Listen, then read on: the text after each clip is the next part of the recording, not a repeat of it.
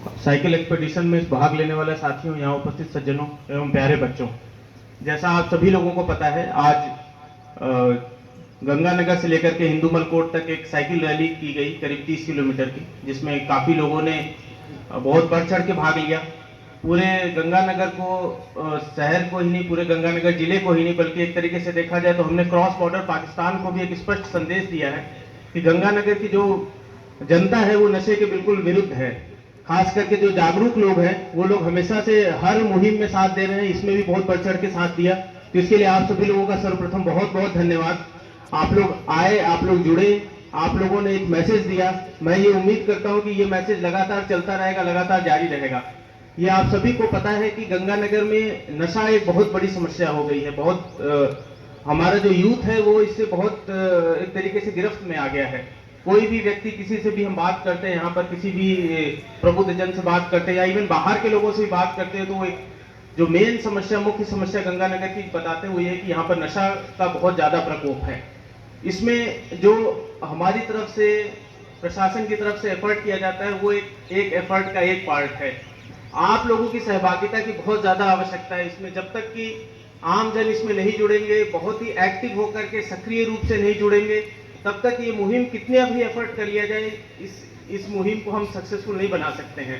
विशेष करके जो नौजवान पीढ़ी है, बच्चे हैं, इनका इन्वॉल्वमेंट, इनका जुड़ाव, इनको ये चीज समझना कि नशे से दूर रहना कितना आवश्यक है, ये बहुत जरूरी है। क्योंकि ऐसी कई सारी केस स्टडी आई है, जैसा ये सीमा संकल्प अभियान चल रहा है, ऐसी केस स्टडीज आई है कि कोई बच्चे को वो चीज समझ में आई, उसने जाकर के अपने घर के किसी बुजुर्ग को समझाया और उसका नशा भी छुड़वाया है। तो ये बेसिकली ऐसी चीज है कि जिसमें केवल बात के अलावा अपने घर, परिवार, दोस्त, पड़ोस में भी कोई ऐसा व्यक्ति है जो इसके गिरफ्त में है, या ऐसा लग रहा है कि वो गिरफ्त में आ सकता है, उसकी संगत ऐसी है, वो ऐसा ऐसे लोगों के बीच में उठ बैठ रहा है जिसमें नशे में आने की गिरफ्त की संभावना है।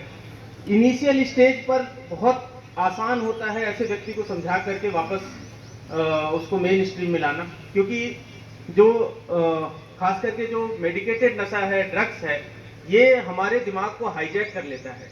एक बार कोई व्यक्ति को इसकी लत लग जाती है तो उसको किसी और तरीके की खुशी महसूस ही नहीं होती है, महसूस करने नहीं देता है।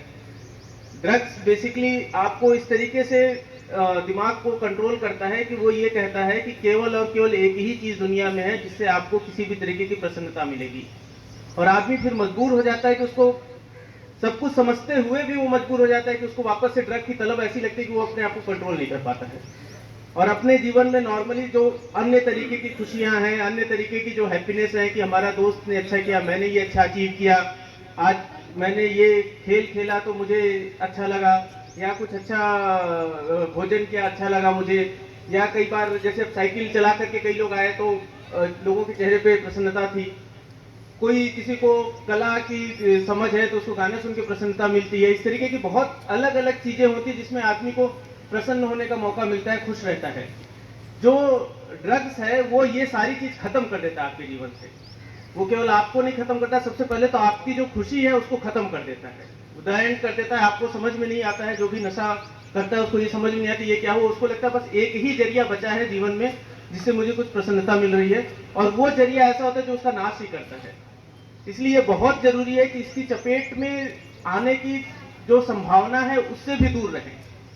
विशेष करके नौ युवकों से, मेरी बच्चों से विशेष करके गुजारिश है, किसी भी तरीके के बहकावे में, छलावे में, या एक तरीके से कहते हैं कई बार पीयर प्रेशर लगता है, ग्रुप का प्रेशर लगता है, बाकी दोस्त कर रहे हैं तो मैं भी ट्राई करता हूँ, ये इसमें बिल्कुल भी नहीं सोचना है, बिल्कुल भी नहीं जाना है।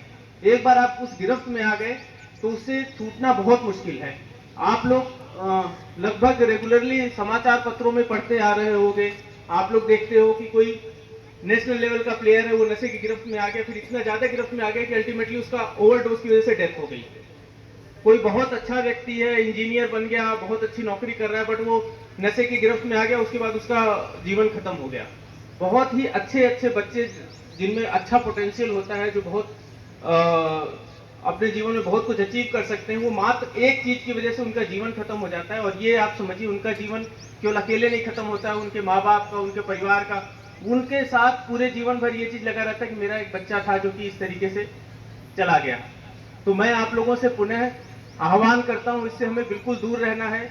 पूरे जब तक आम जन इसमें पूरी मुहिम में नहीं जुड़ेंगे तब तक इसमें सफलता पाना बहुत मुश्किल होगा, क्योंकि आपको पता है कि ये प्रकोप केवल गंगानगर ही नहीं, अन्य जगह पर पंजाब में आप देखें, आप पूरे देश में ये बढ़ रहा है। घटने वाली जो स्टेज है उसके लिए बहुत जी जान से हमें लगना पड़ेगा, बहुत ज्यादा एफर्ट देना पड़ेगा। और सबसे इंपॉर्टेंट बात कि ये कोई एक दिन में खत्म होने वाली चीज नहीं है, या मैं ये कहूं एक साल में भी खत्म होने वाली चीज नहीं है। इसके लिए जिस तरीके से वो धीरे धीरे बढ़ता है ना, उसी तरीके से धीरे धीरे घटाना पड़ेगा। आप ये मान के चलिए अगले 10 साल तक अगर आप लगातार एफर्ट करेंगे तो आप 10वें साल के बाद हो सकता है कह सके कि आज की डेट में हम 10 साल पहले जहां थे आज की डेट में बहुत आगे आ गए। अब बिल्कुल ही हमारे यहाँ पे नशा बहुत कम हो गया या खत्म हो गया है। तो हमें उस माइंडसेट के साथ लड़ना है। लंबी लड़ाई है, ये कोई एक दिन की लड़ाई नहीं है कि आप कहो साहब अब ये तो हो गया, अब तो कुछ है ही नहीं, अब कोई मतलब नहीं लड़ने का। तो उसके लिए हमें तैयार रहना, इस लंबी लड़ाई को लड़ना है और धीरे धीरे करके इस नशे को खत्म करना है।